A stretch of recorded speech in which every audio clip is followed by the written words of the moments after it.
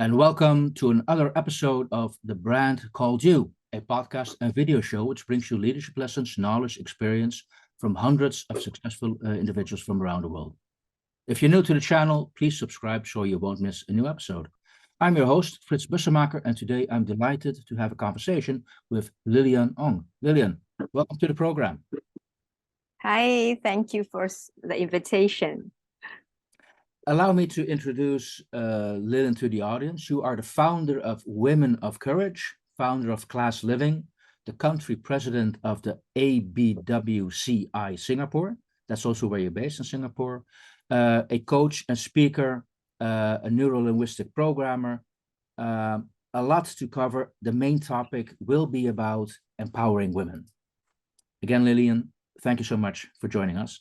And I do see on both the left and the right side, very much portraying what you want to talk about.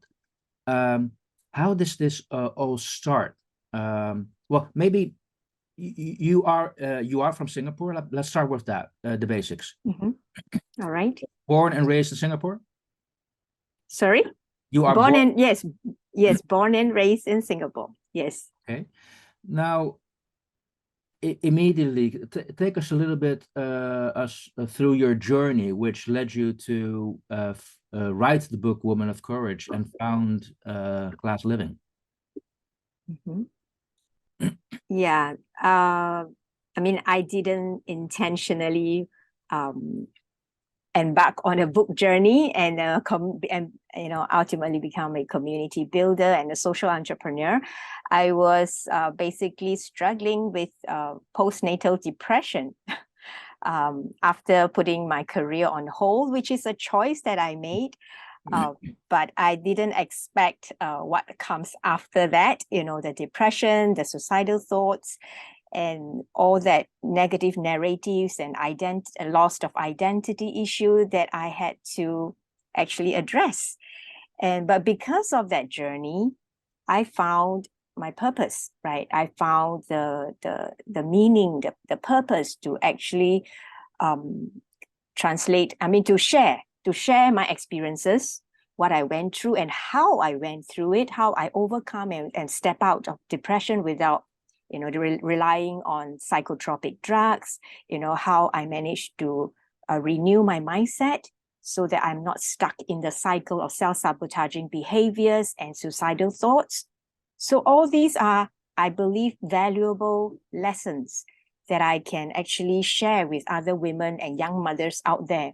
So, and the question that actually really got me started was, after having that window of sanity, which I call it, to question myself, what do I really want to proceed from here? Because I was battling with suicidal thoughts. But my children, my babies back then, they were the ones who sort of rescued me in that process. So then after I asked myself, how do I want to teach my children courage? And therefore I had to lead by example. I have to walk the talk. I have to show them. So that begins the whole journey of rediscovering my identity, my self-confidence, and the whole process of personal development and leadership development. Yeah. Okay. Before we move on to how you're supporting other women, I just want to, I'm sorry if I don't know if you want to go there, but can you describe a little bit more how postnatal depression manifests itself? How does it look like? I don't know if anybody out there can recognize it, so we might be able to recognize it in others. You mentioned a couple of things, but can you see it? Yes. Some of these examples that were very scary was whenever my baby started crying because he had this condition, eczema, skin rashes, from scalp to toe, infested with rashes, and he's only like a month old. So whenever he cried, I cry. And then I will have thoughts of throwing him against the wall or throwing him down the building, and then I follow after that. Thoughts like that, which is so scary. And thankfully, I didn't act them out. And also at times when I'm crossing the road or waiting for the public transport, thoughts of like, why don't you just dash out and get hit by the car and see how that feels like? I mean, these are unusual thoughts, abnormal thoughts. Yeah. So, but it is scary. Yeah. And I also isolate myself. I basically withdraw from all my friends. And whenever I'm alone, I like to just draw the curtains and, keep myself in the dark. I don't like to talk to anyone. I only talk when I must, must communicate. Yeah. Otherwise, I'll just put up a strong front and that everything's okay. Anyone asks me, are you okay? How are you? I'll be like, everything's fine, but everything is not fine. I understand that, and I realize that's quite difficult to recognize as an outsider, because you can keep up a brave face the minute you have to interact. But I also read somewhere a quote from you: "I am not ready to be a mother." Do you think that was the cause of where you came in? I mean, or not? Because there are lessons learned for other people out there, women out there, and male, by the way. Yes. I was 26 when I knew that I'm conceived with my firstborn, and I was at the peak of my career. I was doing very well in the real estate industry, financially independence, and yeah, it was just all about me, I myself, and I was like enjoying the life I was in my career. Yeah. So when I knew that I'm pregnant, the first thought was, I'm not ready for this. I'm not ready for this. I'm not ready to be a mom. And I actually felt guilty thereafter, after that. Yeah, because there is a split second of the thought to actually abort the baby because of my own personal selfish ambition. Yeah. So, but I'm glad I didn't do that. Yeah. So yes, I think the mindset, because probably I've programmed myself that I'm not ready to be a mother. And therefore I wasn't ready to be a mother until I resolve that in my mind. Yes. And then at a certain moment you are a mother, so you just have to run with it, because you cannot change that unless you take very drastic measures which you want to avoid. So I would say that, it's a choice, it's a decision. Yeah. Once we make that decision, yeah, then the actions that follow will be aligned to that decision. Yes. Okay. Now, so you decided for yourself, okay, I'm going to overcome this. I'm going to overcome this hurdle. That is, I understand that and applaud that. But why did you go for the extra mile, as it were? Say, like, now I'm going to do something about all those other women out there. So. Yeah, like I mentioned, I didn't plan to do that. Yeah, it was all like for me and my babies, right? I need to get out of this cycle first. But I realized that as I step out of my comfort zone and to rediscover myself, and then gradually I begin to be able to share, able to share what happened to me, what was going on, and what are the things that I did, so people were checking. There are some close friends who were checking on me, and I begin to share. And then it started to attract other ladies, because in the neighborhood, it's a new neighborhood, a young neighborhood, and there are lots of young mothers, right? And as we begin to speak up and voice out, the struggles that we were going through and how I overcome those challenges and struggles, one-to-one, it started with a one-to-one, and then more and more women, young mothers, start to come and ask me for advice, ask me how did I do it. And yeah, it just grew organically from there. And then I started to organize the meetups, the connection, and the activities that revolve around the children, and time out for ourselves. I mean, time for ourselves. Yeah. So it was more of the doing. Yeah. And then you start attracting and the sharing, taking the courage to share, because it is in our culture, I'm not too sure about your culture over there, but in our culture here, to admit that, you know, we are going through certain challenges and it appears to be weak.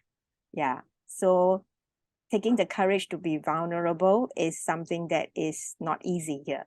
Yeah.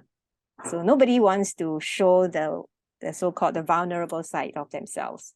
But when I started to do that, it started to attract the ladies. Yes. You became a role model. If she can do it, I can do it as well. Is that what I'm hearing you say? The feedback that I got was like they are very inspired by what I did, you know, all the different things that I overcome. So, and that gave them the courage to do the same for their breakthroughs. Okay. Now, what are when you get people together, what's the most common topic or the most common question which is being discussed? Oh, I would consolidate everything down to just one word: fear. Fear. That's why all I do now is, you know, advocating, helping women to get out from their fear and self-doubt and limiting beliefs, and then start living a life of courage, purpose, and significance. Yes, different types of fear, you name it. Yeah, fear of judgment, fear of not being good enough. Yeah, the list goes on. Yeah. So how do you shift people from fear to courage? Is there like a path or methodology? How do you coach people to change their mindset? Right. I started to deconstruct and started to reflect on my life, you know. Yeah, all the things that I face, and all the way back to when I was like 5 or 6 years old, when I had that I was molested by my distant cousins, you know.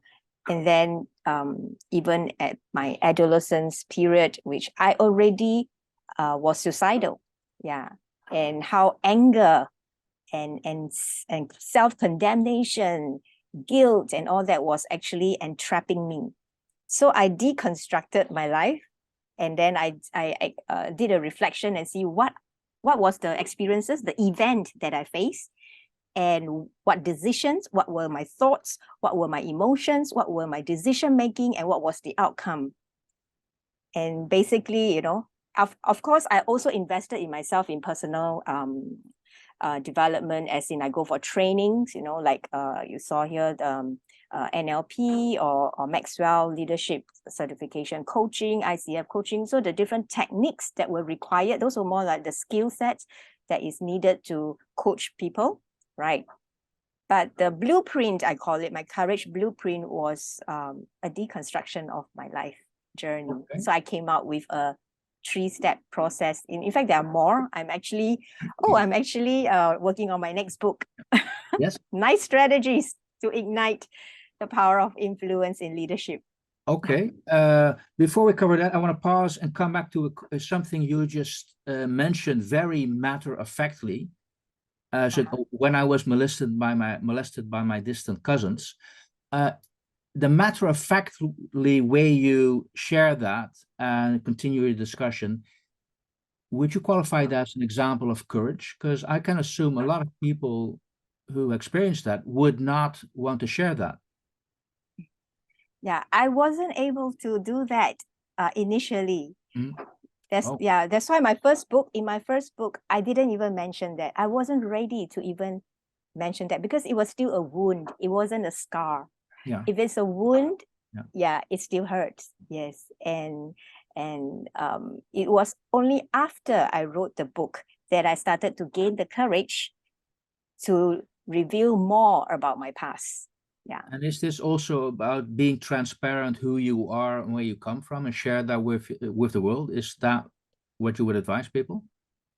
Yes. And I also learned that in the process, I learned that those are events, and people, and they were just young boys back then too, you know, and probably they were experimenting. I mean, they didn't know what they didn't know. Yeah. So I mean, forgiveness is of course the key to get out of that, and understanding that, you know, they were just boys, back then. And we didn't have the opportunity to talk about that, but I've gotten over it and life moved on. Yeah. No, Yes. I understand that, but I think it sounded to me like you were demonstrating in real time what it means to have courage to talk about that. So thank you for sharing that. That in itself is quite a valuable lesson. Now, so far, you've taken us along your journey about having a successful career in real estate, becoming a mother, I would say temporarily disrupting your path. But you've also taken it a step further. You're also bringing this to the business environment now. And can you share us a little bit Yes. what you're experiencing there and what you're doing about that? Right. Right. The business part, because I mentioned that I took steps to rediscover myself, right? Rebuild my self-confidence. So this was before the book, before I published the book. I actually, an opportunity came along for me to step back into the workforce. Yeah. So either I go back to my real estate industry or I embark on this new business, which is an interior decoration business. Now, I love showrooms, show house and show flats, but running the business and, creating that whole thing is a different story. But again, it was because of the decision that I made that I want to rebuild my confidence, I want to rediscover myself. And I have children watching me, right? What courage looks like. So therefore, I took on the challenge. I built the business from ground zero. I didn't even know how to register a company. Okay. I just went through the school of hard knocks. Yeah, do all the research and self-study about, custom furnishing and all that. And yes, I built the business up and eventually sold it to an interior designer. So that experience, that journey, it was 9 years in that industry. Okay. And even during that period, I also went back to real estate because after furnishing it, I help the clients to either sell it or lease it out, furnish it and then lease it out. Yeah. So those experiences gained during that 9 years were valuable. They were skill sets, they were, soft skills and leadership skills. There are so many different valuable wisdom of nuggets that I gained. So then after comes the book, right? And then I also put my health back in order because of the business. Yeah. My health was topsy-turvy, and that is another story. But so like I mentioned, when I deconstruct my life, whatever lessons that I learned, I can impart. So it's personal life, which I started Women of Courage Asia community to work on rebuilding their personal life, their confidence, identity, and all that.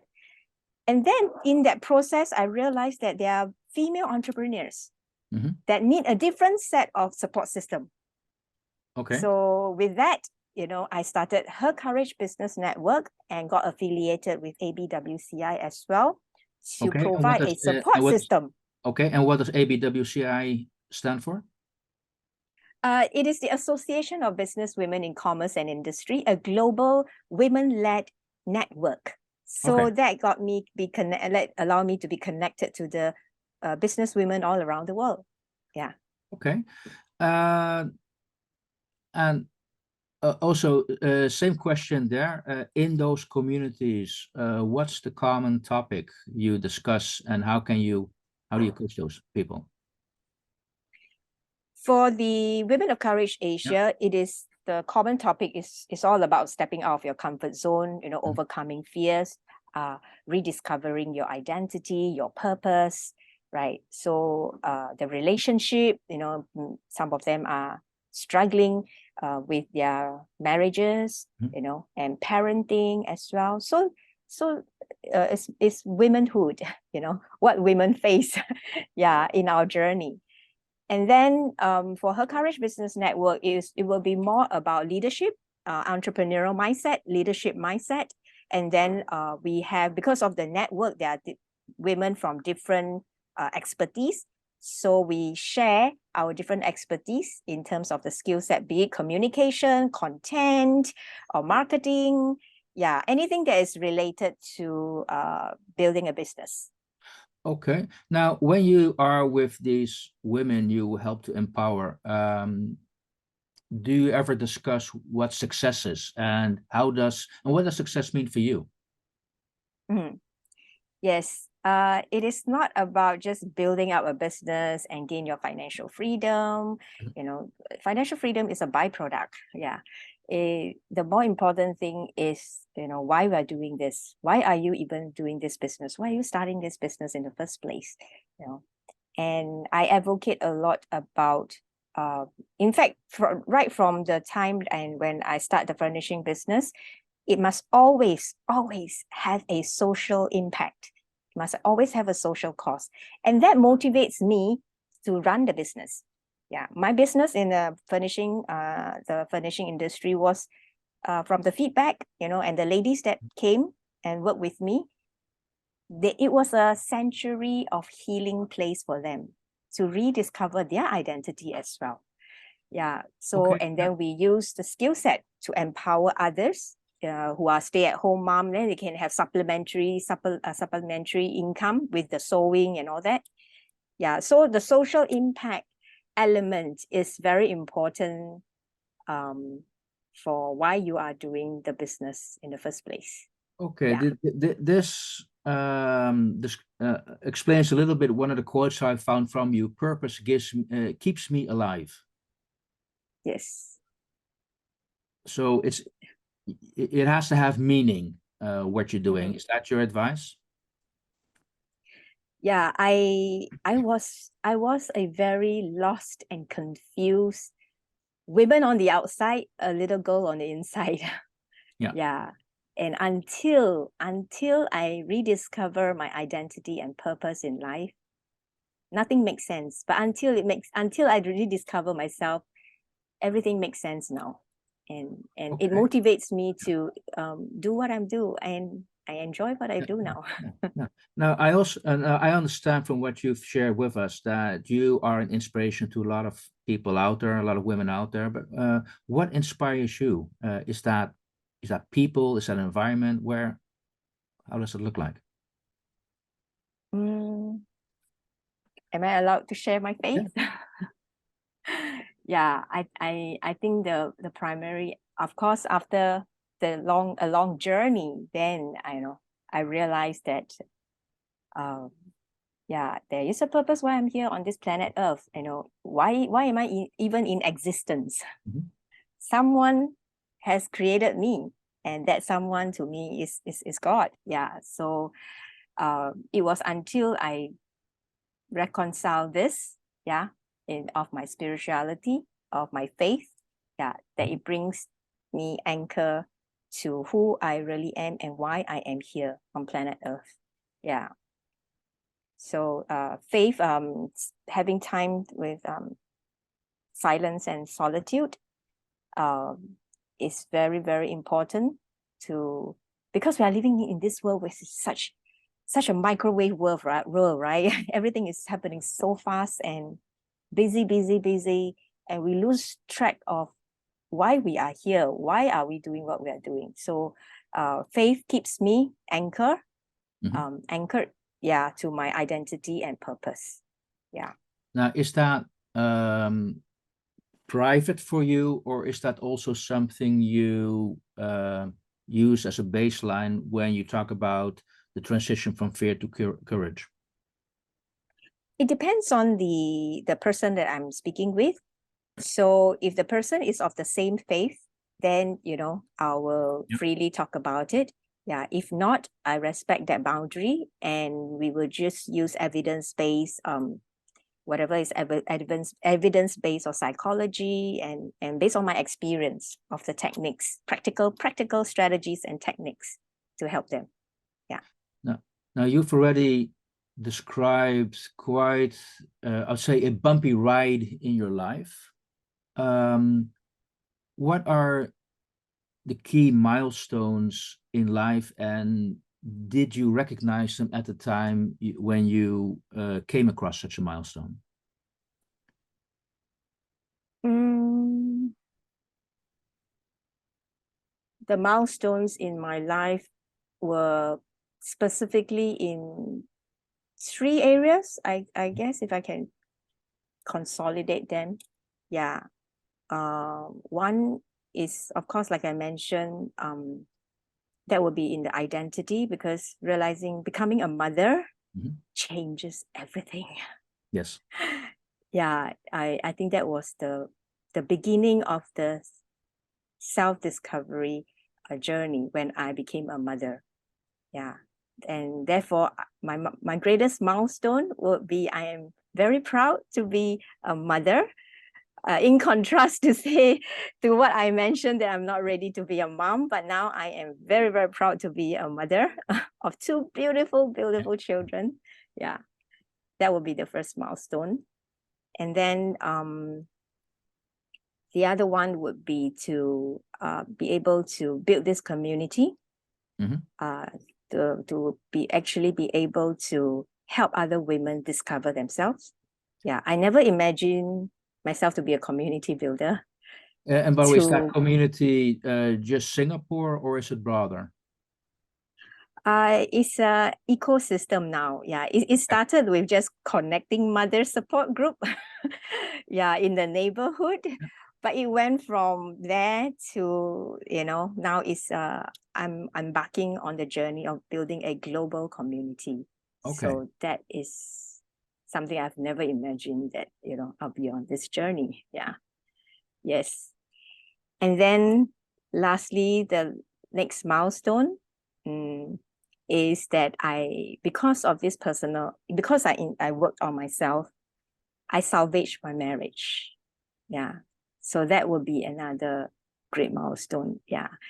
My husband and I, we used to have a season in our life where we cannot communicate more than 3 sentences. All hell will break loose. Yeah. But now we can, talk and communicate at a very, very deep level, which, and we are married for like more than 30 years now, 30 okay. years. Yes. Now, and I mean, we have our ups and downs, but yeah, we are a healthy couple. Yeah. I don't know if I should be exploring this with you at this stage, but I was wondering, your husband at the time, was he a supportive spouse or more a bystander? Did you do it on your own, or was he always there for you? And how relevant is that? Right. Of course, my husband went through his own personal growth journey as well, right? And being a male, I think this is I'm not too sure this is really a male-female thing, but he's a problem solver. Okay. You present us a problem, he will want to solve it. And there are times when, if women, we don't really want your solution at certain point in time. We just want you to listen. Yes. Yeah. But so he learned. He didn't know what he didn't know, so he learned as well. And now I consider him more like he's like a mentor to me. I always bounce my ideas with him. Now I learn to appreciate. Now I learn to appreciate all his his eagerness in trying to solve the problem. So I go to him to brainstorm for ideas and for advice. Yeah. Lilian, last couple of questions. It's been great talking to you so far. What's your perspective on your future? What are you going to do the next 5 or 10 years? I am very inspired by this quote from Matthew Arnold. He said that if there ever comes a time when the women of the world comes together purely and simply for the good of mankind, it will be a force such as the world has never known. When I first read that quote, he's an 18th century poet, and he already had this vision, audacious vision and dream to see this happening. And when I saw that quote, I told myself, I want to be part of that force, and I'm going to be part of that force. And I am part of that force right now, together with a team of ladies who have that same, who are like-minded, who have that same passion. Yeah. So and that's happening right now. Yes. Yeah. Okay. Doors are opening. We are very excited to have the opportunity to connect to the world, the other ladies out there. And the reason we are connecting and building up the women is not to compete with the men, because we want the women to step up, embrace their strength, so that they can partner with the male leaders. And together, we can create a better world for our next generation. So it's not one against the other, it's just making sure that you're on the level. Yeah. And Yes. Men are very quick to, rise into leadership. They have no issue about that, but women takes a little bit more patience and time, to encourage them to step up. Yeah. Great. Hey, final question. What's your advice to young managers, to young people starting out their own journey? And I would ask you both male and female, if that's relevant. Mm-hmm. I have two quotes. One is from, I would say the one from San Francisco of Assisi first, because that quote has helped me personally, male or female, it doesn't matter. He said, start by doing what is necessary, then you do what is possible, and suddenly you're doing the impossible. And personally, what I gathered from my own personal experience is I learned that awareness empowers you with a choice, but courage is a choice to take intentional action in the face of fear to create the change that you want to see in your life. So yeah, that is what I hope will encourage the others out there. Yeah. Lilian, thank you so much. You show me just by being vocal about who you are, what you've experienced, that in itself is the courage I think a lot of people are looking for. So thank you for sharing your background and your thoughts there. Thank you. Thank you very much. Thank you. Thank you for listening to the Brand Called You videocast and podcast, a platform that brings you knowledge, experience, and wisdom of hundreds of successful individuals from around the world. Do visit our website www.tbcy.in to watch and listen to the stories of many more individuals. You can also follow us on YouTube, Facebook, Instagram, and Twitter. Just search for the Brand Called You.